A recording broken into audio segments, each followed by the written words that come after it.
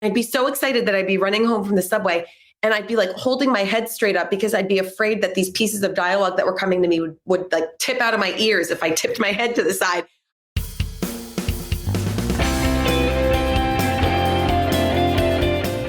Welcome to Everybody Pulls the Tarp, the go-to podcast for high performers.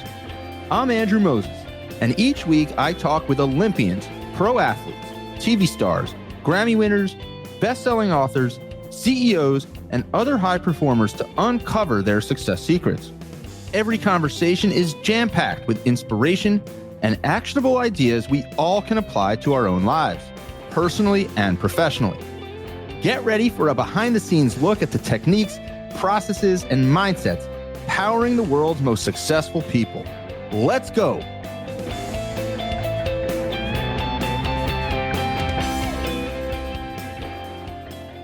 Hi, friends. This week, my guest is New York Times bestselling author Allison Pataki. Allison began her career in journalism as a news writer and producer. She enjoyed a lot of what she was doing in journalism, but in many ways felt like she was in the wrong career. Allison began writing fiction in her free time after work, initially just as a post-workday release to unwind from hectic days in the newsroom. However, little by little, she could see her hobby turning into something more. Over the next 4 years, Allison turned her evening and weekend writing sessions into 2 completed manuscripts. She began wondering if publishing her work and becoming a full-time professional fiction writer could in fact be her future. So she kept at it. And in the fall of 2012, she signed a deal to publish her first historical fiction novel, The Trader's Wife. And the rest, my friends, is history. Today, Allison is a New York Times bestselling author. In addition to her debut novel, The Trader's Wife, her work includes The Queen's Fortune, The Magnificent Lives of Marjorie Post, Finding Margaret Fuller, and many more. She's also the author of a nonfiction memoir, Beauty in the Broken Places, as well as 2 children's books, Nellie Takes New York and Poppy Takes Paris. Allison's novels have been translated into 20 languages, and she's appeared on The Today Show, Good Morning America, Fox and Friends, and MSNBC's Morning Joe. My conversation with Allison is filled with powerful ideas about cultivating passions into professions, overcoming creative blocks, growing through feedback from others, and so much more. This conversation was a ton of fun, and I can't wait for you to hear it. So let's pull the tarp and get straight to Allison Pataki. Allison, where I want to begin, you've talked about being a child and wandering off into the woods behind your backyard, imagining characters, scenes, and lots of different drama. I'm curious, when you were a child and these ideas would kind of pop into your mind, would you go and write them down?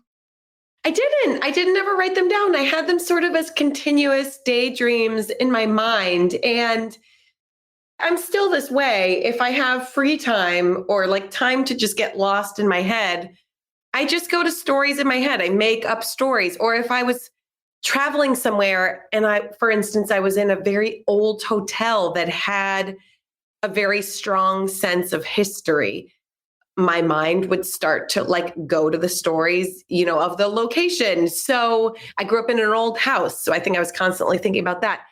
And I think there's a lot to be said for the fact that maybe I was bored a lot. So I started to just wander. And I think about that now as a mother, like, do I give my kids enough time to just be bored and unstructured so that they can find that place in their head, in their imagination? That is something that I think about a lot as a parent as well. You want to create structure, you want to create scaffolding kind of opportunity for our kids to grow. But I also think about a lot of the things that I did in my childhood and since, where you have space to kind of create and move about and follow your ideas. I think it's important to have a balance. There's no question. Right. And I guess I sort of live in dread as the parent of the horrible words being uttered. I'm bored. And so I guess I may be perhaps a little too proactive in trying to ensure that I don't have to hear those words from my kids. But when I think back, I think I complained about being bored all the time. And I don't think my mom felt that she had to do anything about it. So I think I need to sort of get a little more comfortable sitting in the space of allowing my kids to be bored so that they can then find their own imaginative, creative play. So you've always been creative. Now, you pursued a career in journalism. Yeah. where in journalism, you have to report on the facts. Yeah. What led you to journalism? Were you passionate about journalism right out of the gates? Talk about that for a moment. I've always loved English. I've always loved storytelling and narrative. I was an English major at Yale because there wasn't a journalism major at Yale, and I knew I wanted to read and write. But I also really loved history. I took as much history as I could. I've always, my whole life, have been a huge, huge lover of history.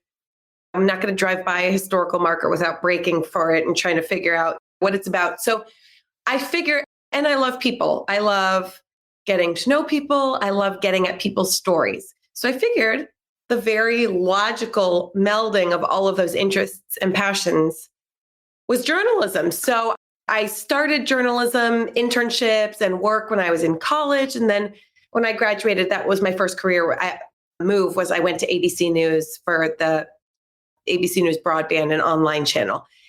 And there was a lot I liked about journalism. And there's so much I appreciate as a consumer of journalism.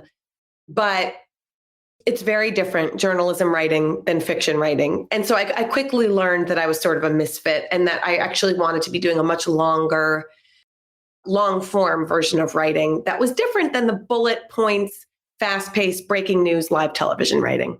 So did you feel like creatively constrained? Did it make you antsy that you couldn't pursue something? Like, what were some of like the feelings that you were feeling when you're like, you used that word misfit, like when you realized that I might be a misfit here? That is a great question because I asked myself that. I was like, what am I feeling? Like, what feels wrong about this fit here? And I realized something about the environment of the newsroom and writing and working in that space and this is very personal and subjective. So I don't say this with any like judgment attached, but it was simultaneously so stressful and anxiety provoking and also so boring. And I was like, how can it be both things? And I realized the pace, the lifestyle, the need to package things for live breaking news over and over again every hour felt stressful to me. And yet the creative work, the writing felt boring to me. It felt almost like it just became tedious. Like I was just taking as much as I could and distilling it down and churning it out over and over again, like an assembly line.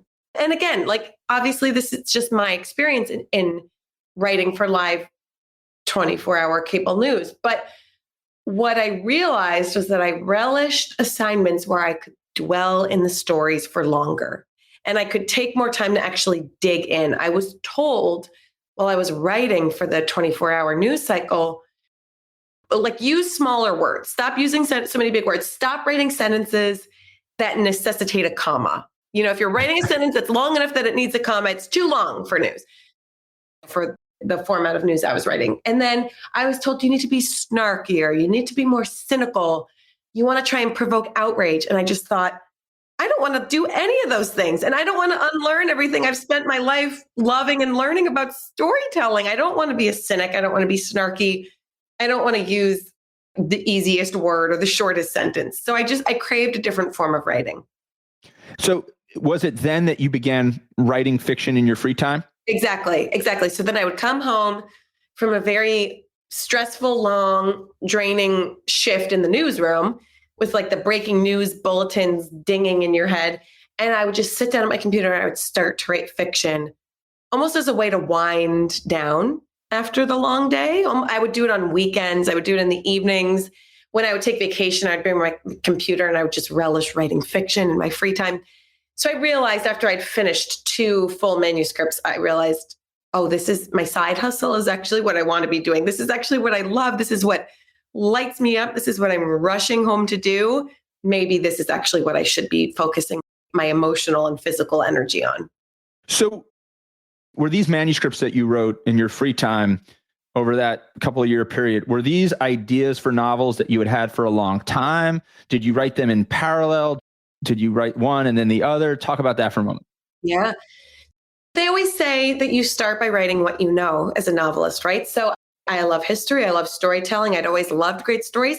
So the first thing I actually wrote, which is still sitting on my computer, unpublished, I don't know what will come of it, is the story of my 2 grandmothers. Because one of my grandmothers was a young French woman living in Morocco during World War II when the Nazis were there. And then my grandfather, an American officer, came in, part of the American forces that were fighting Rommel. And he came into Morocco and he met my grandmother, and they had this wild wartime courtship. And so I wrote that.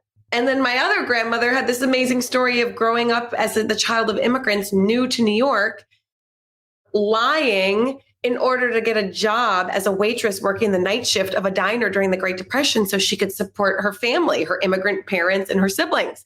And so she was too young for the job, but she lied. She turned down a scholarship to Cornell, which was obviously not hugely common at that time for women. She got this job working the night shift in a diner during the Depression in New York.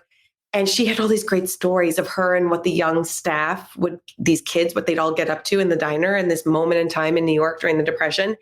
And so I wrote those two stories. And nothing ever came of them, but they were enough to sort of just like fumble my way through it. I'm an idiot savant. I don't have any professional training. I was reading and I was writing and I was learning as I went. And I was telling the stories I knew and loved. And it was enough to get me a literary agent on those two to show that work. Maybe something will come of them someday. I hope. What I've learned throughout the process is that you never know which way the next swerve is going to go. So, Allison, I am curious. When you talk about historical fiction, let's use like those manuscripts as an example, because those are really your earliest work of historical fiction. Well, actually, let me clarify that. Those are fictional works. So you kind of took the general like premise, yes, and you built a fictional story underneath it. Exactly. To expand on your analogy, what I would say is I'm using the history as the bones of the story. I'm laying down the bones that is inspired by true events, true people, dates, locations that are pulled directly from the fact. And then I'm going in and I'm laying the flesh on top by building the story, building the scenes, building the dialogue, building out the characters, and really making it a narrative, hopefully immersive experience for a reader. I know this is very personal to kind of every author of historical fiction, but how do you reconcile how much is kind of true to the fact and how much is fiction? And has that evolved throughout the course of your career? It's different with every single one of my books. Yeah, so I've written 10 books and 8 of them were adult books. As you said, 2 of them were children's books and 7 of them have been novels of historical fiction. So each time it has been a different negotiation. And it really comes down to what I am handed by the history. With The Magnificent Lives of Marjorie Post, that's very new history. It's very well documented. Marjorie Post's final home, Hillwood, is a museum with archivists and historians dedicated to preserving her life history. So it's accessible. It is there. It's readily available. Go back a few books, The Queen's Fortune, Desiree Clary, Napoleon's First Love. There are gaping holes in the historical record. That was hundreds of years ago. It was in a different country. It was during a time of revolution. So each book is going to be a different sort of negotiation. And I choose the history and the subject, and in my case, the female subject from history, because I find the raw materials so absolutely compelling, juicy, and dramatic. I don't feel the need to change things. I don't go off on wild flights of fancy because the history that I'm given makes for the best stories. So, Allison, while you were balancing the full-time job in the newsroom, which you had identified was not for you, and you were writing these 2 manuscripts in parallel, like how did you kind of reconcile and compartmentalize those 2 different worlds? You described them so beautifully and so illustratively in terms of what that newsroom felt like. I think everybody listening can have an appreciation for what that experience was like. And then you're off writing these novels. How did you compartmentalize? How did you kind of unlearn things from the newsroom and then apply them in a different way, writing fiction as you were getting that part of your career going? I kept the fiction mostly secret. I had 3 roommates at the time. They obviously knew what I was getting up to at night.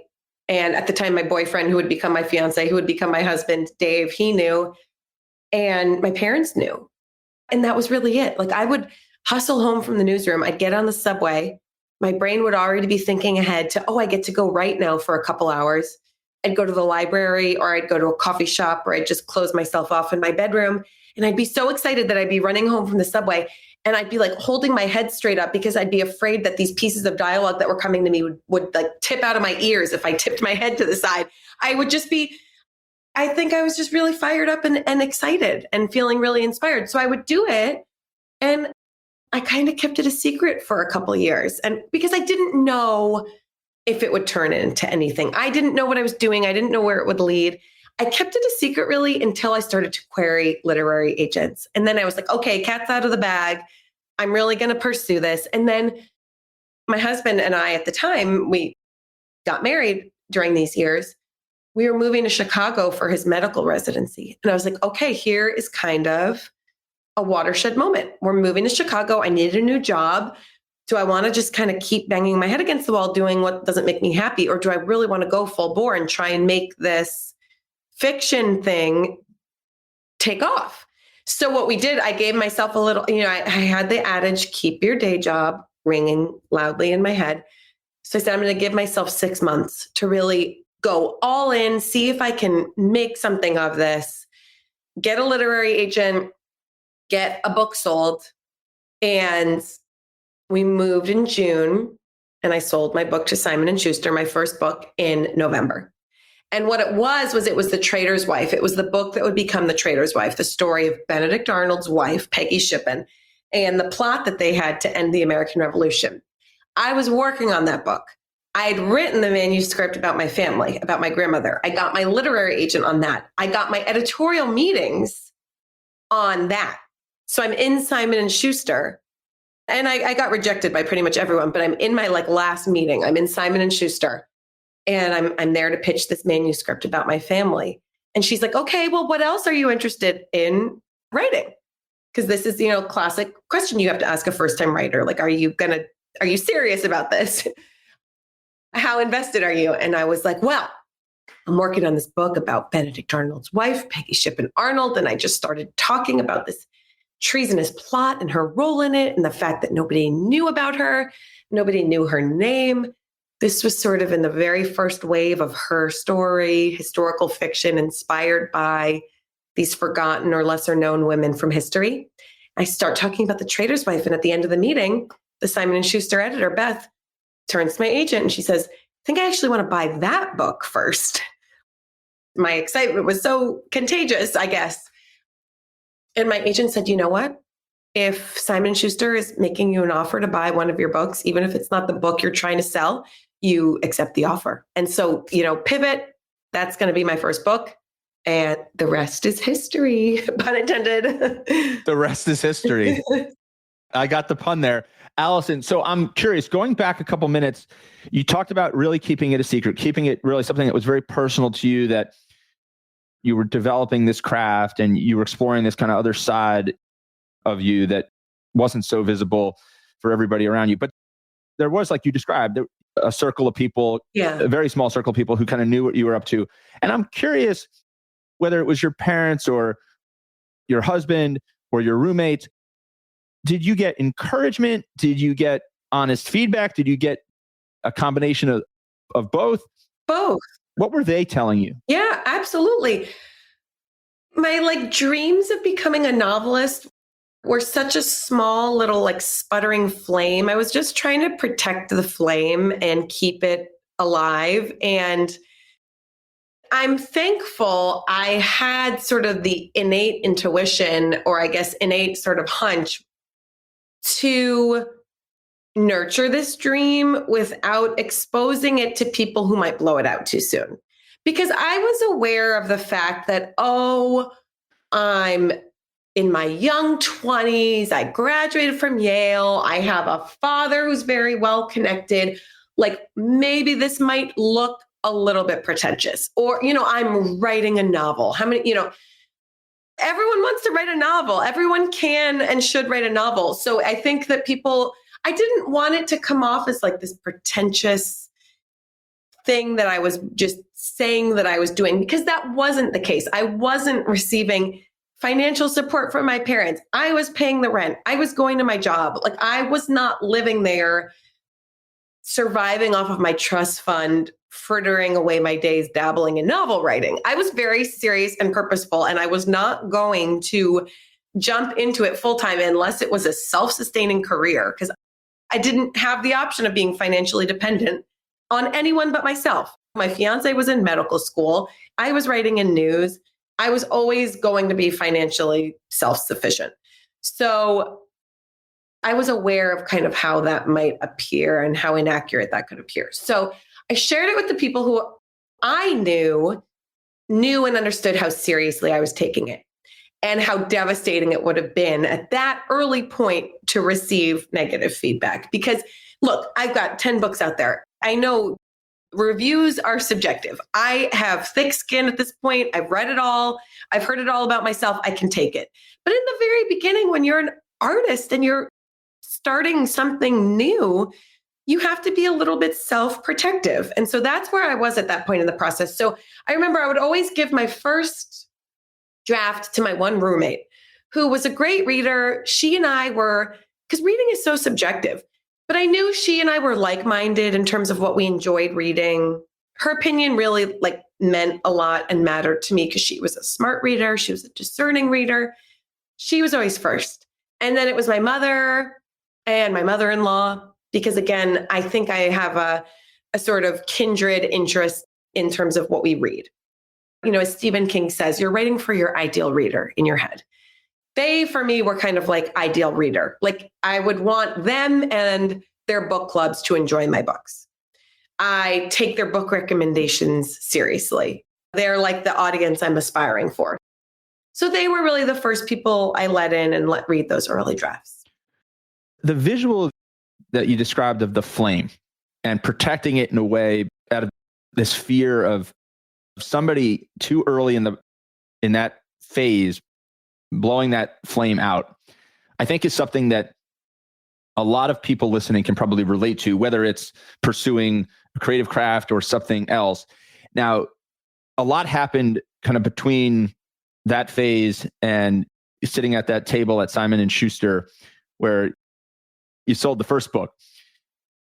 Was there something that happened? Was there a specific moment where you said, you know what, this is far enough along that I can risk this little flame being extinguished? Or had the flame gotten so big that it was going to take a lot to extinguish it? Like, talk about that, because there's countless people out there who are wrestling with decisions like that and are probably worried about their little flame, those little embers getting extinguished. Both. I think, you gave me a this or that. I think the answer is both. The flame was so big, I don't think I was going to let anyone blow it out, but I also was just trying to self-protect. But I think there were several sort of prongs in the process. So the first was that creative affirmation from, like I said, my roommate, Maria, who is a really smart, discerning reader, my mother-in-law. Yes, they love me. And so I think they're biased. And so I was aware of that. So I took their positive feedback with a grain of salt, but I also feel that they're honest and they're smart and they don't want to see me make a fool of myself. So if they are affirming that, hey, maybe I'm on to something, like maybe this is actually compelling. And maybe when my roommate says she's hurrying home from work so she can read and I see her closed off in her room for hours, racing through it, maybe there is something there. Maybe I've written something that readers would actually enjoy. I think it's good, but I am too close to it. But when they affirm that, then, hey, that's some wind in my sails. So that was from the creative perspective. And then from the business kind of lifestyle piece of it, my mother-in-law, this was a big moment. I can so vividly remember. I'm sitting in the newsroom. I'm writing for the morning shows. And I must have been my scripts must have been off to copy edits or something. I had 5 minutes of free time, which was rare. I checked my personal email, my Gmail, and I had an email from my father-in-law. My mother-in-law, that sneaker, had snuck my manuscript to her husband, my father-in-law, who's not a reader. My mother-in-law is one of the best fiction readers I know. She's a prolific reader, but he's not. He had written me this really, really long, thoughtful email. And the first thing he said was, I do not give false compliments. I am brutally honest. My children learned long ago never to share an idea or a piece of work with me unless they were willing to have me totally decimate it, because I just cannot mince words. He said, Louisa, my mother-in-law, shared your manuscript with me. I read it. I'm not a big reader. I think you should quit your day job and go all in on this writing thing. I don't think he's read a single one of my other books. I think he just read that very, very first draft that my mother-in-law probably like printed out on his printer. And that's how he saw it. But he's such a ruthless pragmatist. He's not a romantic the way I am. Like, I think I'll make decisions mostly from the heart. He only makes them from the head. He is so willing to punch holes in all of people's like schemes and ideas, because he's always going to give you the glass half empty possibility. I've seen this so many times in my life with him. So for him to be that effusive, I was like, okay, so I have these readers telling me that the work is good. And then I have this like man of science, like logic rationalist telling me that like, maybe I could actually make this work. I was like, you know what, maybe I'm not crazy. Maybe I'm not the only one thinking that this could be something. And then the mentors of writers who are further along affirming to me that like, yeah, you can make a career out of this. Yeah, like it is actually tenable. It is actually possible. If you're willing to put in the time and the work, then this can actually be your day job. There is something so powerful to like micro bits of feedback to help fuel us along the way. One of the industries or professions that I'm really fascinated by is stand-up comedians. And stand-up comedians, the really good ones, do this really well. I mean, Jerry Seinfeld has said this. Many others have said this.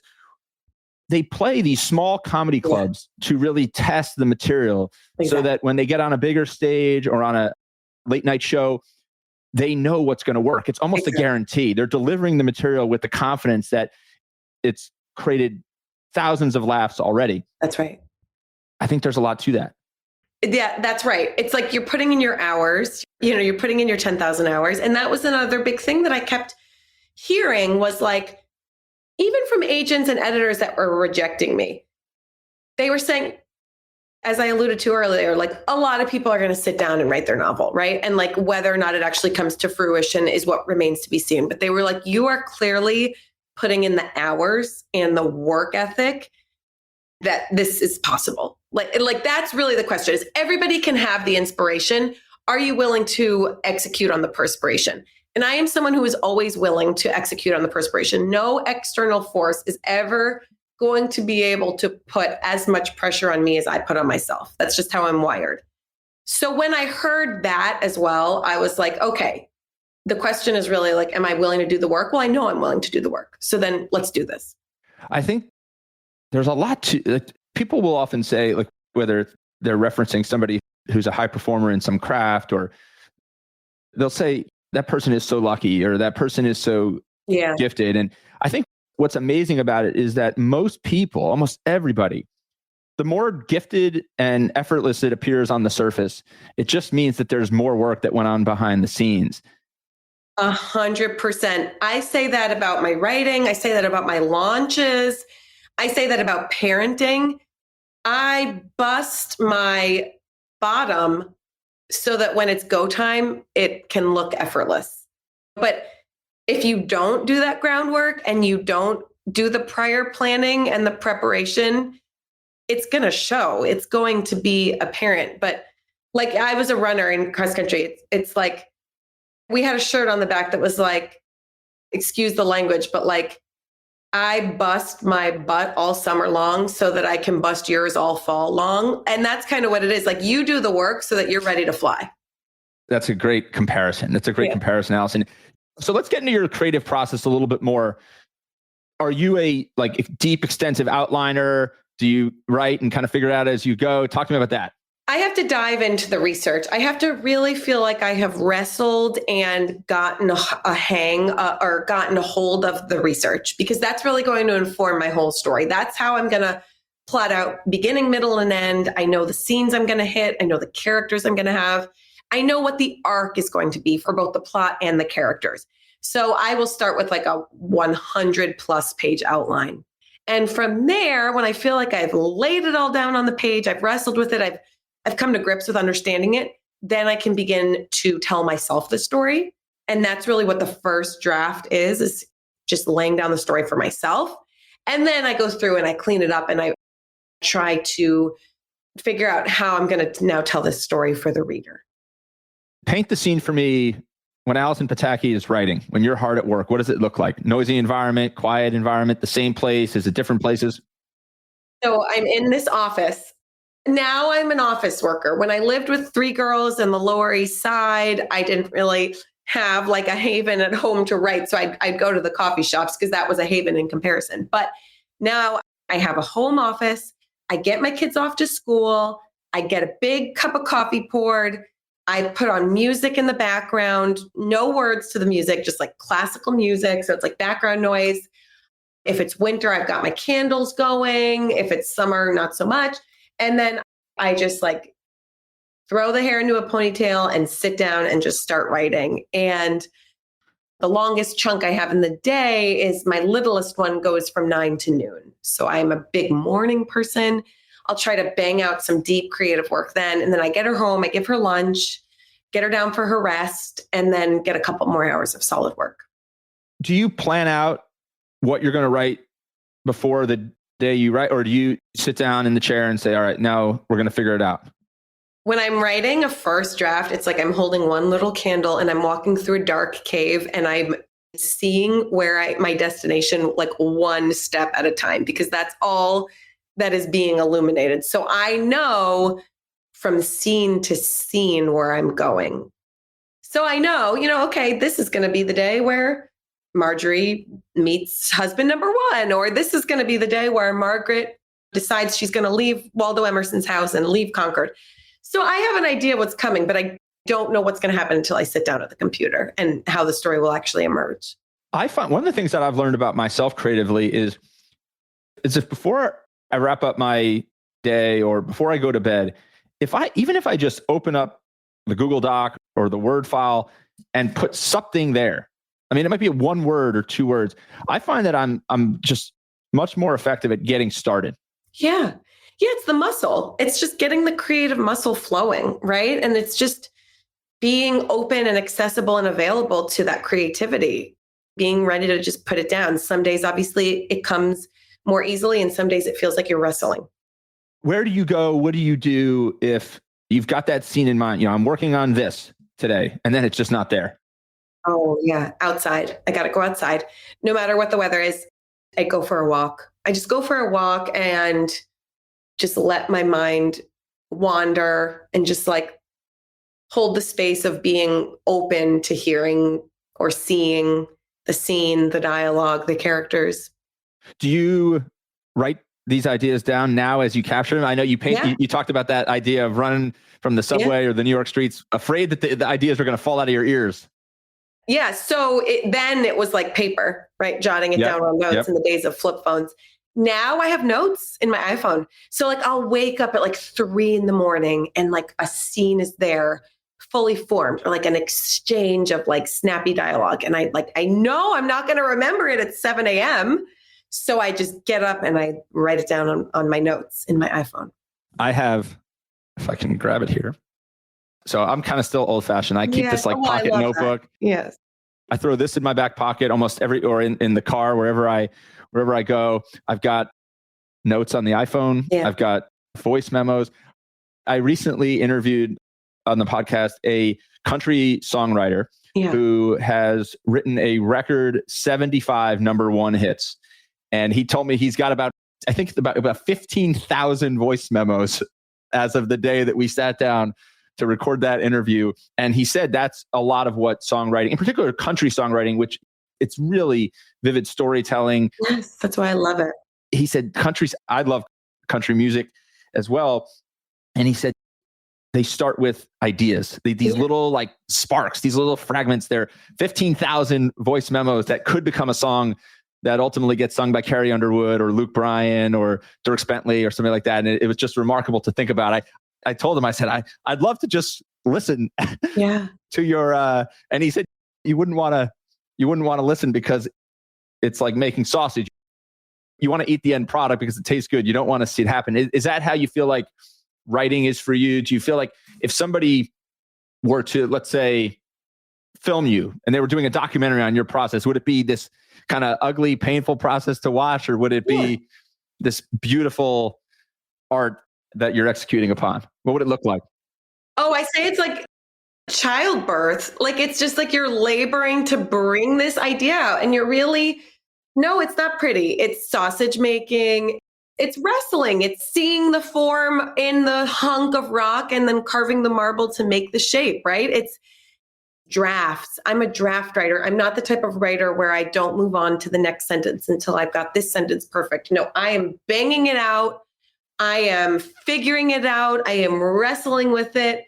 It's not pretty. But the other thing I like about it is that whatever phase or season you're in, it's going to soon change. Like if I'm in the throes of the first rough draft, that is a moment in time. And then I move to editing. And then I move to editing with my editor. And then I move to like pre-production and like talking about covers and talking about blurbs and talking about launch. And then I move to promoting and launch and doing stuff like this. So there are so many like seasons and cycles to the job that it keeps it really exciting.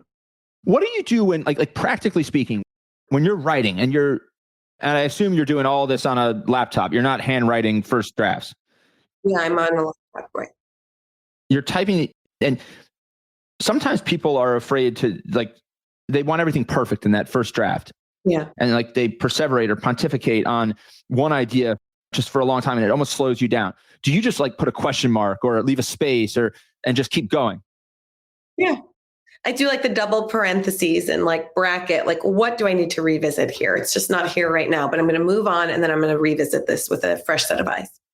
Allison, as I've enjoyed our conversation so much, I've learned so much from you in just this short time here together.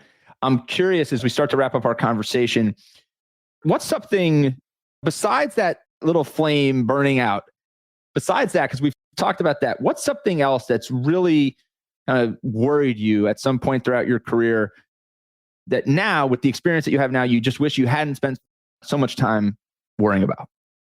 That is such a great question. I don't know that I have ever been asked that. I think that in the beginning, I was so intimidated by other authors. And I remember the process of trying to ask for my first blurbs, or, as we call them in the industry, they're the quotes that go on the back of the book that say wonderful rave reviews about the books that hopefully entice readers to pick up the book. I would be so nervous, like I was putting people out, or if I was at a book festival and there was another author, I'd be so intimidated by meeting them. As I have gone through the process, I'm years in now, I'm decades in, I'm 10 books in, I'm working on my 11th book. I have been so unbelievably refreshed and heartened and inspired by how kind and generous the other authors that I have had the pleasure of meeting are. Yes, I still have the butterflies when I meet them. Yes, I still admire their work and I admire them personally and professionally. But authors are in my experience, an accessible and generous bunch. We read each other's work, we support each other's work. And I was invited to sit at a table with a bunch of my favorite authors recently at a book event. And I wrote back to the woman who gave me this very generous invitation, Susie Orman-Schnall. She's another author. She had a table with Samantha Green Woodruff at the Authors Gala. And I said, oh, I feel like I'm being invited to sit with the cool kids. And Susie and Samantha wrote back, you are the cool kid. And I just thought, wow, I wouldn't ever think of myself that way. I always think of myself as like, I'm looking up to them. I am aspiring to be in their midst. But really, once you've done it a few times and you've gotten to know these other authors, you can't help but be overwhelmed and inspired by how generous and supportive of a bunch these authors are. I'm not as scared at this point to reach out to other authors, to connect with them. I think social media, which has changed a lot in the decades that I've been working this, I think it's been a great equalizer. It's been a way for readers to connect with authors and for authors to connect with authors. So as I become more comfortable and fluid with that, I would say that's been something that I no longer have that fear about reaching out to other authors, even when I have this incredibly immense admiration for them. I have been so fascinated, in particular, how authors work together and collaborate to lift each other up.